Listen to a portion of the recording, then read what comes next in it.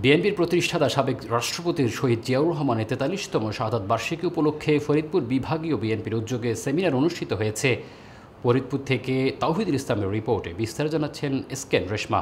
শুক্রবার ৭ জুন বিকেলে শহরের পুলিশ স্কয়ার মার্কেটের হল রুমে এ সেমিনারের প্রধান অতিথি ছিলেন বিএনপির ভাইস চেয়ারম্যান ও সাবেক মন্ত্রী অ্যাডভোকেট নিতাই রায় চৌধুরী।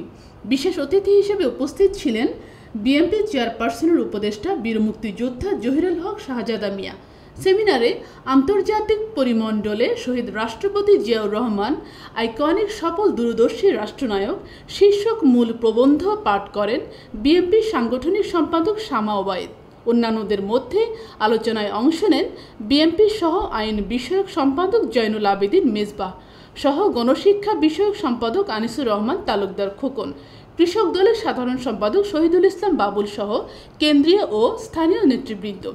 সেমিনারের সঞ্চালকের দায়িত্ব পালন করেন বিএনপি সহ সাংগঠনিক সম্পাদক খন্দকার মাশকুর রহমান ও সেলিমুজ্জামান সেলিম। বক্তাগণ বলেন, আন্তর্জাতিক পরিমণ্ডলে একটি চমৎকার বৈশ্বিক রাজনীতির উদাহরণ সৃষ্টি করে গেছেন শহীদ রাষ্ট্রপতি জিয়াউর রহমান। ধর্মীয় ক্ষেত্রে, অর্থনৈতিক ক্ষেত্রে, সামাজিক রাজনৈতিক সকল ক্ষেত্রে সমস্ত কিছুর মধ্যে একটি বৈপ্লবিক পরিবর্তন সাধিত করে গেছেন। স্বাধীনতার আকাঙ্ক্ষা যে ছিল, অর্থাৎ আমি বলতে চাচ্ছি যে শেখ মুজিব বাংলাদেশ স্বাধীন করে নাই।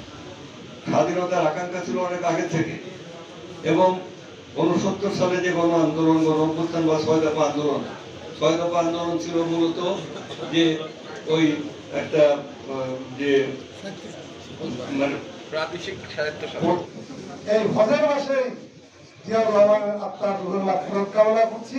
আল্লাহ তাকে জান্নাতে ফেরদৌস নসিব করুন। ঝুড়ির দেশ থেকে একটা খাদ্যে স্বয়ংসম্পূর্ণ দেশে পরিণত করা, খাল কাটা, পররাষ্ট্র কিন্তু অসংখ্য অবদান রয়েছে।